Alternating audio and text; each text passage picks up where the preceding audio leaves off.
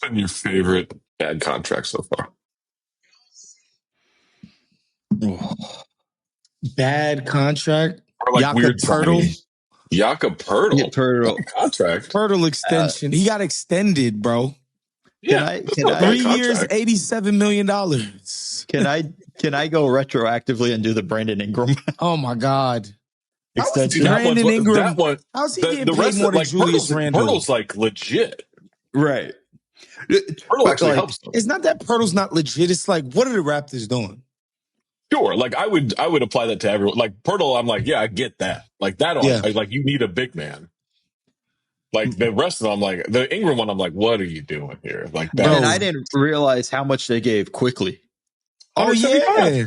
Yeah, I kind of like I in the time, obviously, like this is a terror. I'd never been a quickly person, but like at the time I was bad. I totally forgot about it. I've forgotten about most of the Raptors. I am a quickly person. I was like, whoa, that is. Yeah. I was like, good nah, agent. dude. That is a good agent he's got there. Good agenting. But this summer, like, what's yours? I haven't, like, nothing's been so crazy. I think people were mad about the Nas Reed deal, which I thought was fine.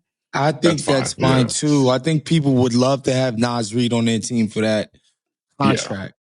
Yeah. Like you can move that tomorrow.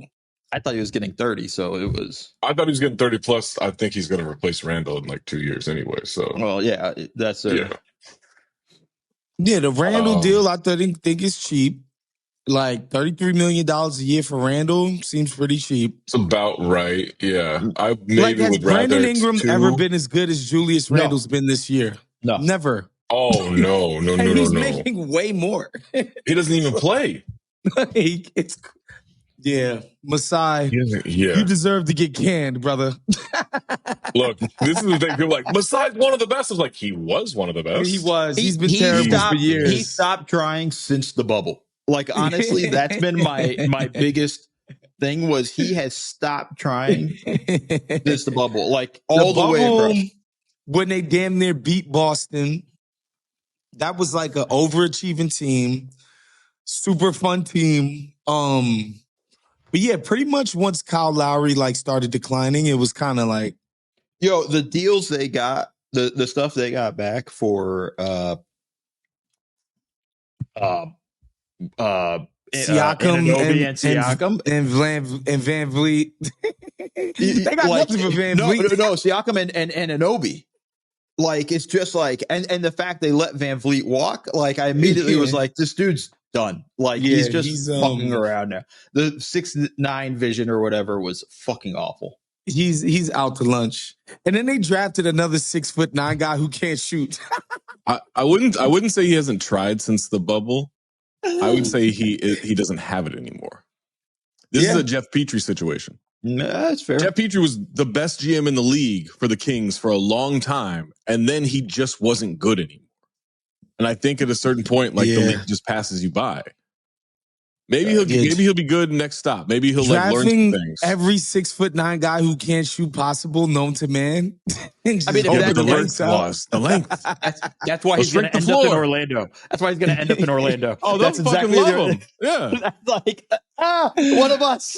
That's what made the Desmond Bane thing so weird. It's like, wait, that guy's got short arms and he can shoot. What are you doing? Right. We have to have one guy. We have to have one guy that stands out. That's different. Yeah. That's it. What are you doing?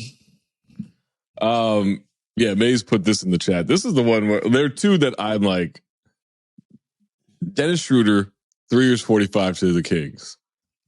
You telling me on a team with Zach LaVine, Malik Monk, maybe Malik Monk's on the move, and DeMar DeRozan and Sabonis. You're like, the point guard we're going to have is Dennis Schroeder? I think Dennis Schroeder's a good player. Sacramento. I like a lot of their players, just not together. That's the thing. They have there's actually a few teams where I'm like, I like these players. I just don't like. I don't know why. I like Zach LaVine. I like DeMar DeRozan. I'm not a big Sabonis guy, but I get it. Like, I don't know what their deal is. And then Duncan Robinson, $48 million for 3 years to Duncan Robinson. Like, they were like, yeah, but he can shoot. I was like, yeah, but he gives up everything on the other end. He's neutral. The last year is not fully guaranteed, though, right? Like, I don't mind it so much if it's not fully guaranteed in the last year. That one I'm not for them to go get Karis LeVert and Duncan Robinson. Like, man, I'd rather bet on Malik Beasley. Oh, so would Malik Beasley. That was the joke. Sorry, Zach. Sorry. And then we could have gone like right into the intro. It was like, yeah, but I would have done the sign and trade from Malik Monk. Yeah, just kind of a cool like transition into the intro. Hopefully they can cut my shit out. I don't know. Maybe I just. I mean, that's I'm listening to Cinephobe. I'm listening to Cinephobe this morning, and this is exactly everything Amin did to you. So yeah. Us Arabs.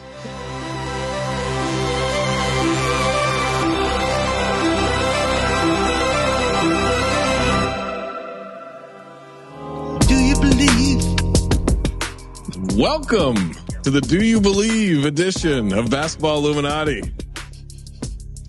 Zach Harper, that's Mo Dakhil, that's proud American as we enter America's birthday. July 4th coming up, baby. Wosny Lambre. Make sure you check out the main show on the feed. If you're not, what are you doing?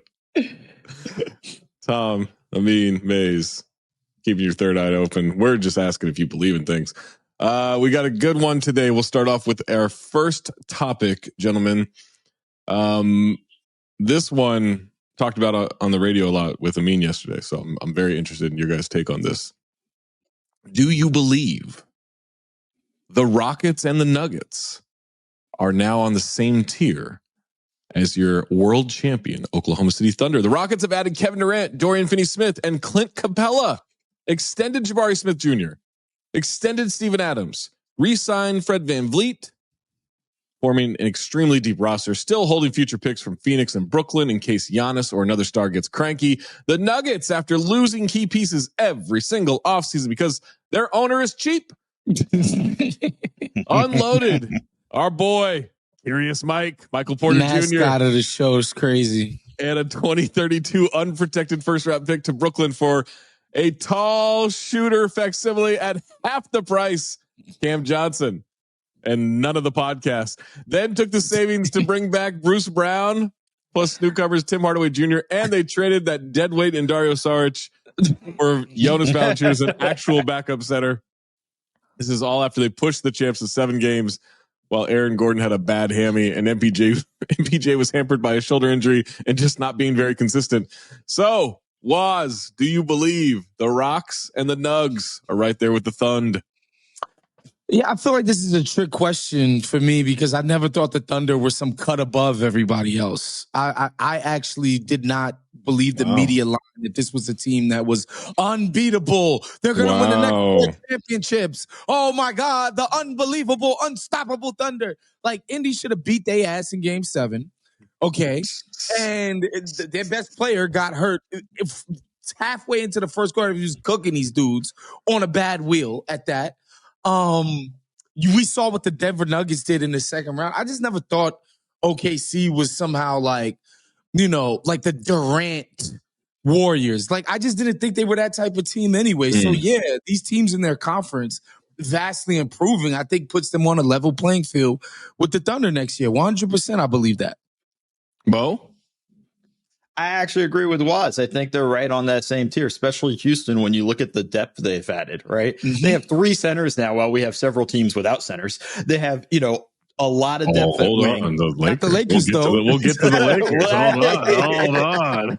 I will argue they still don't. We'll get to that. But they have depth at the wing. Like, this is the whole thing, right? We paraded OKC's Thunder's depth across the board about how deep this team is. Every time they come off the bench, they're bringing in another solid rotation player. And when you look at what the Rockets have done, they've done exactly that. And they've added the scorer in Kevin Durant that can help them get a bucket down the stretch in a close game, which makes a massive difference for them. I like everything that the Rockets have done. And then, Zach, you said it in the beginning. They still have the ability, if they want to make a power move, if they want to make a massive swing during the season, they still have everything they possibly can need to make a legitimate offer for a superstar. So I just love where they stand. I love what the Nuggets did. I think that stuff's all awesome. It's just, it also always hinges with the Nuggets on like how healthy is Jamal Murray. And that's always going to be the thing that you're a little bit worried about, but like they're right there. I think they're all on the same level. Yeah, I think the Thunder, I would put the Thunder number 2 right now in the West. And the Rockets number 3. I do love what the Rockets have done, but there is the experience there. So you're saying the defending champs aren't the best team in the West right now? No, the champs are number 1. You said Thunder number 2. That's why you said Thunder. Oh, sorry, number 2. Nuggets 2. Nuggets 2. Okay. Nuggets 2. Thunder 1, Nuggets 2. Rockets 3. I think Rockets it's the experience thing. They just need a little bit more. One series against the Warriors. It took them to 7, down 3-1, push it to 7. That's meaningful, but you still gotta, Kevin Durant helps, Dorian Finney-Smith helps. Still got to push a little bit more into that journey. But I think it's actually 1A, 1B with Thunder and Nuggets, because that Nuggets team sucked. That Nuggets team was garbage. That was a garbage team. That team was awful. And Jokic just dragged their ass to 7 games. And if Gordon doesn't hurt his hamstring, I don't know. Maybe. Yeah. Maybe. Like the Thunder smacked him in game 7.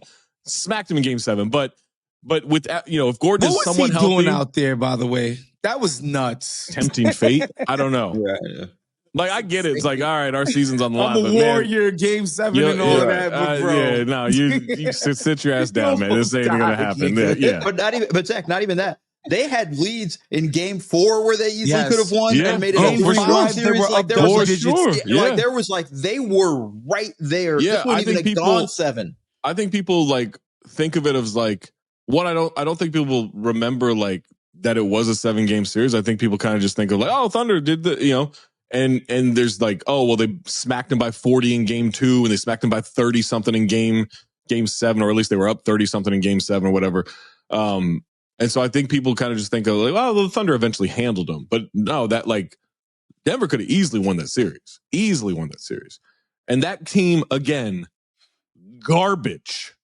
The team was so bad. Now you have a legitimate backup center in Valanciunas. Those non-Jokic minutes. They actually played 12 minutes of solid hoop. DeAndre Jordan was weakened at Bernie's. Playoffs. He was a corpse that 2 people were carrying around, fake waving hands and stuff. Like, he wasn't a player anymore.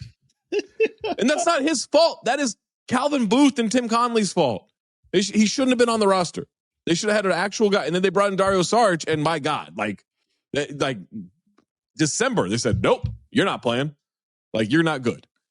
And so Valanciunas is the actual backup center that, look, the non-Jokic minutes are still going to be bad, right? They're not going to be catastrophic when you remove him from the floor.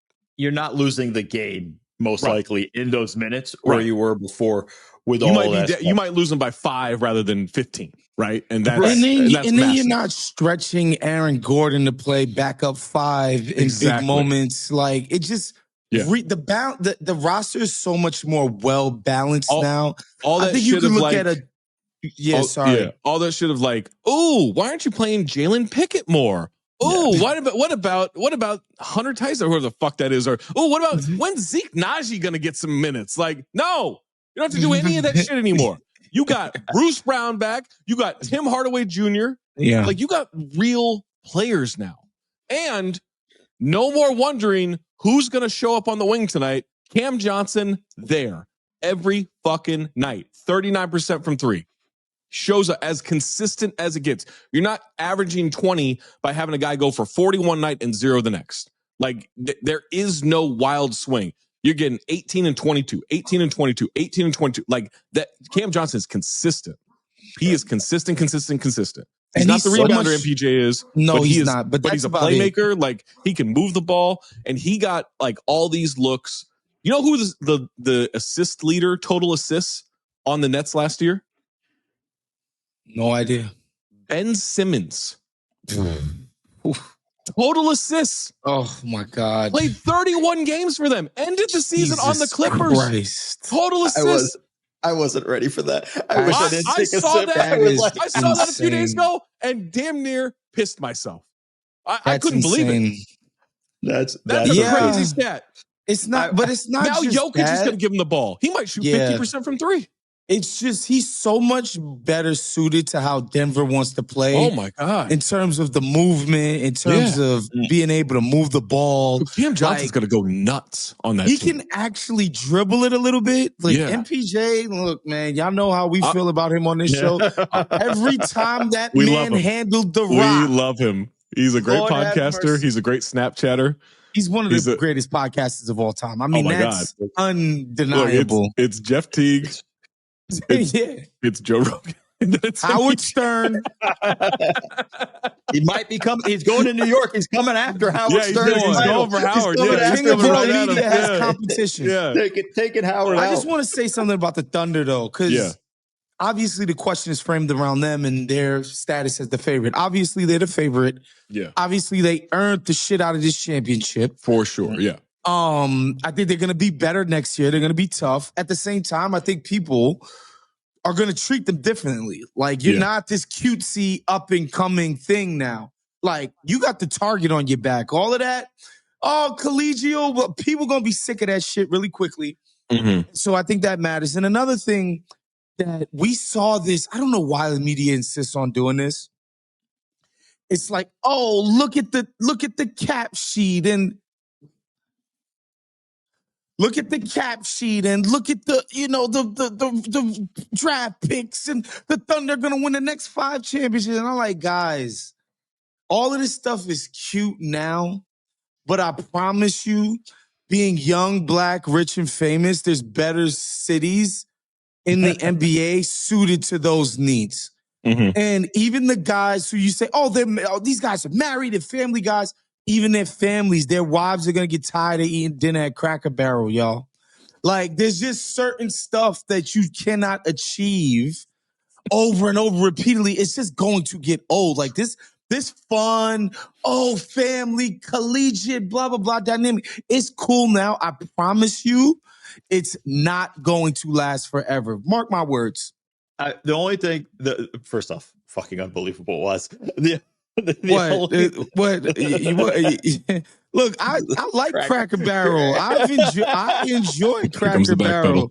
But I'm just saying, like, he's getting back on defense now. Millionaires tend to not get a stance on. Slap the floor. Back in transition defense. We gotta go. Millionaires tend to not want to eat there. Pickup points, higher pickup points. That's a 3-point line.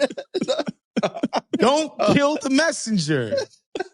The one thing I like about the Thunder that I don't know if people really realize, that kid Topic, who was out all year with an ACL, if he's as good as advertised, like, that's another lottery pick that they're adding.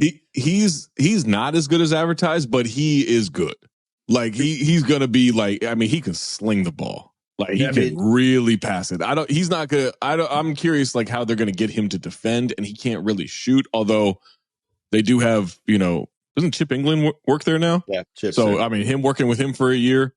All right. Let's see what that looks like. He's probably been working with him nonstop this entire season. Even I know Chip probably had his ass sitting in a chair and shooting. Yeah. Like, there's all sorts of stuff that he's probably doing. Like, it'll be interesting to see how that probably improved. But the defense, I'm curious how that's going to work. But man, that kid can sling the ball. Like, he is an incredible passer. So that'll be an interesting addition. How good does his defense have to be when they have so much defense? Yeah, behind him. Yeah. Right. This isn't a team where it's like Trae Young and probably be fine on that team. Yeah, that's what I'm saying. Like, right? Like, it's like, okay, cool. Yeah. All right, let's move on. Speaking of big men, do you believe Deandre Ayton, aka DominAYTON, fixes all the Lakers' problems? After an unexpected buyout by Portland, DominAYTON finds himself in LA as Luka Doncic's new pick and roll partner. Ayton will make $33.7 million this season, 8.1 from the Lakers, plus 25.6 from Portland's buyout, with a player option for next season. Lakers also let Dorian Finney-Smith walk out the door to Houston, but hey, don't worry. They replaced him, Jake LaRavia. Meanwhile, LeBron James opted into the final year of his deal, but made his frustrations with the team well known before the Ayton acquisition, most notably that the Lakers are, quote, building for the future, end quote, a.k.a. Luka's on the team. let me go to Mo first. Mo, do you believe Deandre Ayton has fixed all of the Lakers' problems? Depends what you think the Lakers' problems are, right? If you think the Lakers' problem is LeBron James and the no trade clause, then signing Deandre Ayton to piss LeBron off so much that he's willing to waive the no trade clause and demand a trade, it's a great move. It's a great move if that's what you're trying to do. If that's your plan, A+ signing Rob Pelinka. Have you looked at how hard it is to try to trade LeBron? I know. Hard. I know. It's extremely fucking hard with all of that. I almost think, Zach, him picking up the option was a spite picking up of the option. Absolutely. It's a George Costanza at play now thing. Like, I'm not leaving. Like, it's all that stuff. But if I stay the full year, I get my entire salary instead of leaving early. So I think if that's what you think the plan is, perfect. Great. Okay. In reality, I hate everything about this. First off, this is probably my least favorite player in the NBA. Not because I think he has talent. I think he has skills. Super talented. He never uses them. He never uses them. The number of times I've seen him spin out of a clear dunk to go to a jump hook is fundamentals. Absolutely insane. No one needs to hot dog it all the time with dunks. Absolutely asinine. This is one of, I get it was cheap. I get it was even below the mid-level, all that bullshit. It is fucking asinine. He's not a dominant role player, so it doesn't really help Luka. Not a pop option. Like, he's going to stop at the free throw line, try to get it, and then done some bullshit. He'll get you 14 and 10. None of it will be helpful. Double. Oh. It'll be after you're down 30. Like, it won't fucking matter. The numbers look good. The size, the speed, the agility. Yeah. Woo! Number one. Hey, hops. they've got two of the top 3 picks in the 2018 draft now. Again, this is why everybody crying about the Pelicans. I'm like, all right, what, they're going to draft the next Ayton? Or who? Remember the kid Sacramento drafted ahead of Luka? Marvin Bagley, free agent. They could go get him. They don't have the ability to. They're not even going to be in the lottery next year. Here's the thing. Is there a more perfect player to drive JJ Redick into early retirement? Forget the like, how's he gonna work with LeBron or Luka stuff? JJ's gonna stuff him in an ATM. Bro, JJ's gonna murder him. To lose his mind. This is gonna test like JJ as a coach more than anything ever. And then you guys, we're talking about LeBron trade destinations. I've been floating this, trying to will this into existence. Trading for Karl Towns. You get younger. Karl Towns is on a long-term deal. They have basically the exact same salary. 1-for-1, no picks involved, no nothing. Let's just do it. Let's drive JJ Redick even crazier. Could you imagine JJ Redick? We'd have to put him on a suicide watch. Like, that's just a problem. Like that. And dominating on the same team, bro.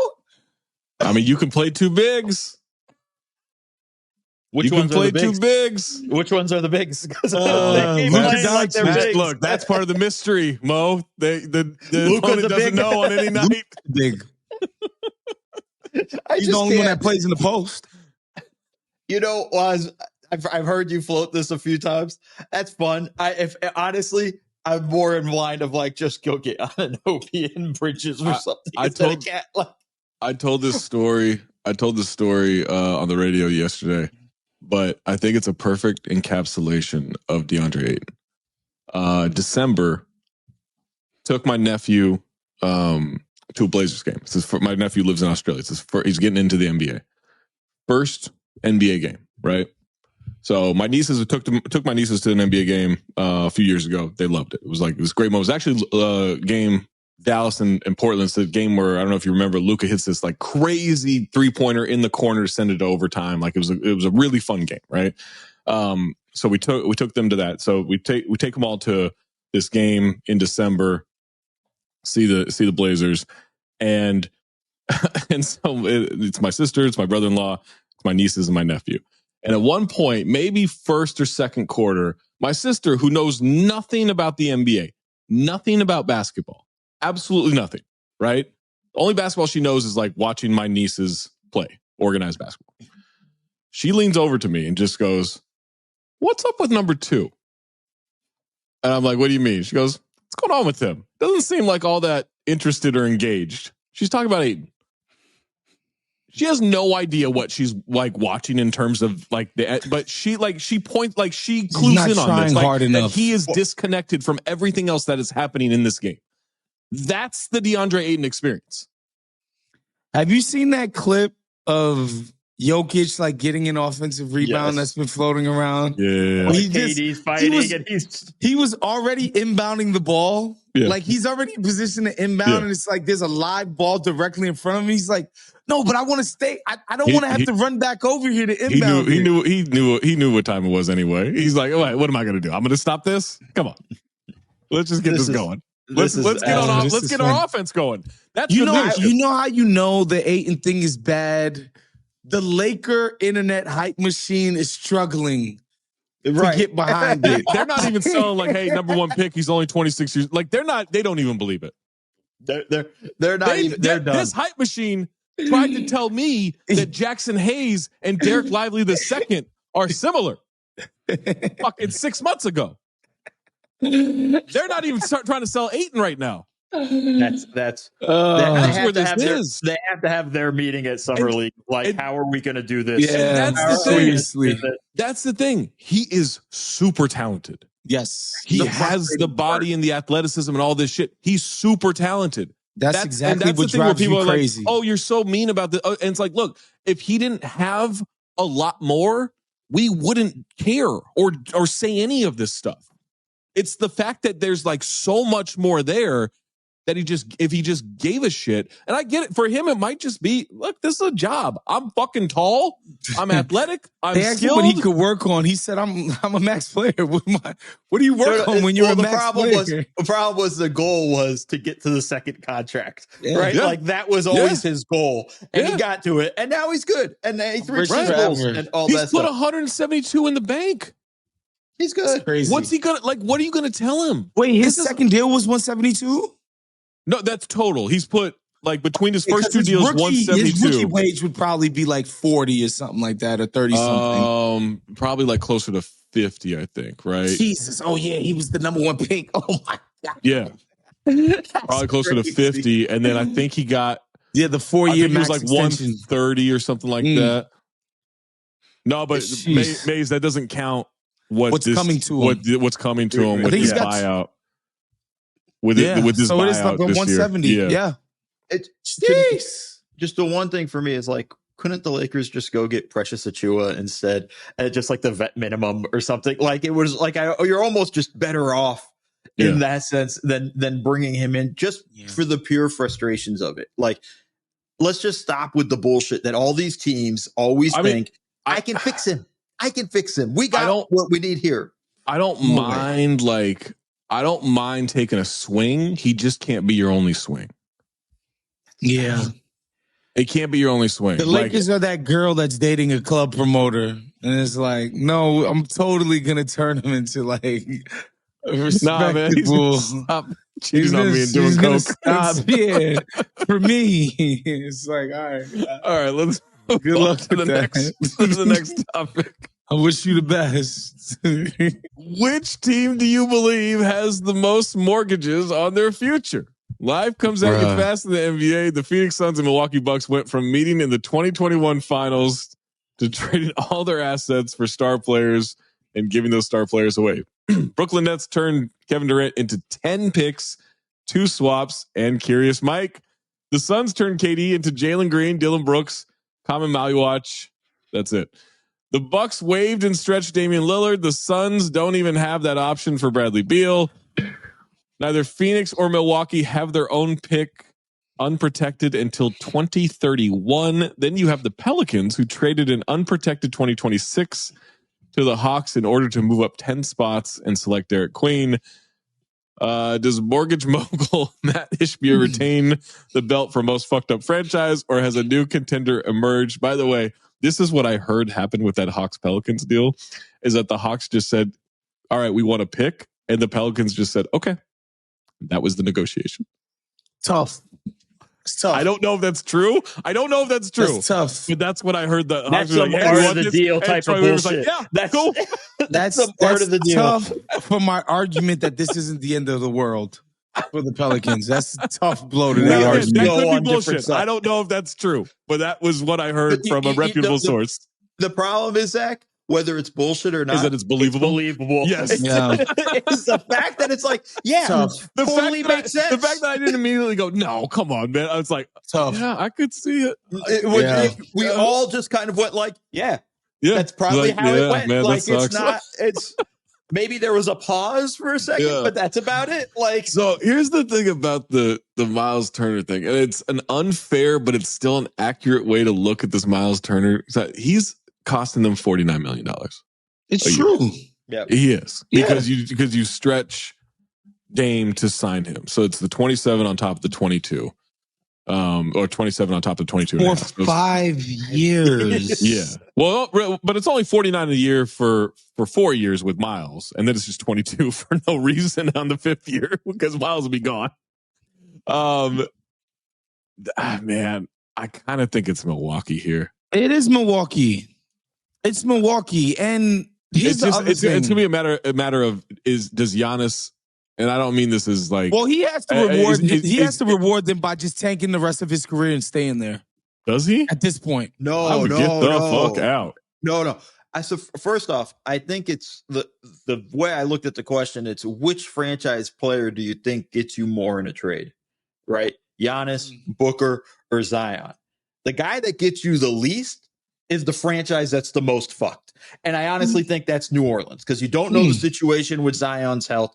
You don't know all that stuff. It's not like they can go, hey, they can't tank next year because their pick's already gone, right? Yeah. And everything that they kind of have, if Milwaukee turns around to try to trade Giannis, if they trade him to Houston, they're getting Phoenix's picks. Phoenix is kind of fucked. So they're at least in that range of that stuff. And Phoenix isn't going to be bad. They're just going to be mediocre.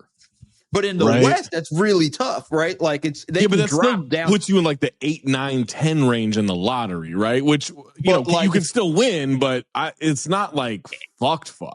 If Booker misses 25 games, sure, right? Like, and it's not like he's been the epitome of health and all that stuff. I don't know, Brad Beal used to get down. I mean, but Mo, not having a pick for 6 years. I mean, I get it. Zion's a fat slob and unprofessional, and his career is basically over. And Jeff T put it beautifully. He's going to retire at 30. Like, it's a mess. But not having a pick for 6 years and $23 million of dead money for the next 5? What are you supposed to do with that?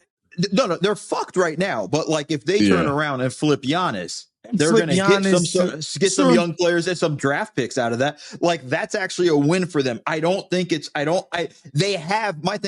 they have a way out. If we just say they're not trading these guys, this is currently constructed. Yeah, Milwaukee's fucked. They just added $22 million on their bill for 5 years. They've just decreased their cap spend always at this point for the next 5 years. Totally understand it. But my thing is they actually have a way out, and the dude doesn't have a no trade clause. They technically don't have to wait for a trade demand to do it. Will they? Man. No. But I just think like this team's not going anywhere. Like, I just don't see a way in which we're going to understand that stuff. Doc's trying to find a way to get out at this point. Like, this is going to be one of those things. Like, they don't have a way out. I don't think they do, because remaining competitive. The Pelicans have so much better players than the Bucks. Here's the thing. Like, I think, well, they do. Once you get past Giannis, they do. Right? Yeah. Like, they do have a lot more talent. Close. None of that talent will see the court because they get injured all the time, but like they do have more talent. I think and they have young talent too, right? Like, they do at least have like Jeremiah Fears and Derek Queen. You can at least like sell that to a fan base a little bit. Like, you're not selling Kuzma and Turner to Milwaukee. Not at all, but once Giannis is gone, right? I think the problem with the Bucks thing is like, all right, you trade Giannis, you get all that stuff, and like then just like preying on Phoenix's downfall as your hope every season. It's not really a thing, though. Matt Ishbia owns the team. Sure, but they're not. But they're not the Jazz, though. Like, that's the thing. Right. Like, all right, let's hope Devin Booker misses 25 games this season, and then we look at like that's not a thing. That's it ends up being a good thing for you at the end of a season. You can't go into a season hoping for that. Like that's not a plan. But also, though, I get you, but also just the fact of the matter is having those picks also helps you make other moves, right? Like those are things. There's more you can do after all this stuff. What I'm saying is like when you look at it with New Orleans, and I'm just saying they're not done doing stupid shit, guys. It's Joe Dumars. Troy Weaver apparently like handled the pool trade and the draft, and I like the Jeremiah Fears trade, and I like Derek Queen, but you can't make that trade for Derek Queen. Like that's fucking crazy. Not even that. You make the pick for Queen, then you got to trade Zion because they can't play together. They don't really work together. Yeah. Here's the thing: as bad as Joe D seems to look right now, and he looks horrible, does John Horst look way better? Like, no, why do we trust him? You know what I mean? Like, I don't trust him with the shepherding of this before. And it's crazy. We haven't mentioned Brian Gregory once. He's just he's the fourth most successful. Oh, that's the Michigan State guy. Hey, put some respect on the fourth most successful coach in Dayton history's name, or the seventh most successful coach in Georgia Tech's history. Okay, was that in the He's got a month of NBA experience. Thank you very much. Here's the other thing about the Dame thing, which I heard from somebody who would be pretty credible on this.